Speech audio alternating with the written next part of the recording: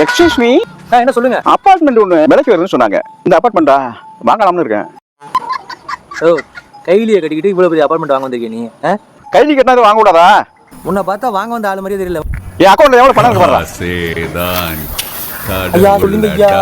இன்னைக்கும் கெட்டா பச்சு ஒரு நின்னைக்காத கேரக்டர் என்ன எப்படி கேரக்டர். ஐயா இந்த அபார்ட்மெண்ட் பார்த்தீங்கன்னா ஐயா ஒரு 4C வருங்கய்யா. நம்ம பேசிக்கலாம் ஐயா. என்னெல்லாம் பில்டிங் விற்கிறதா வச்சுக்கூடாது. வழங்காம ஹால் வந்துட்டு இருக்கு. நான் ஆள்லாம் கொண்டாந்துட்டேன்.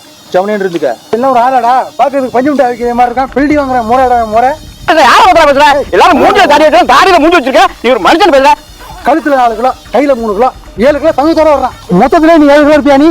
என்ன அவனா வந்துடுறா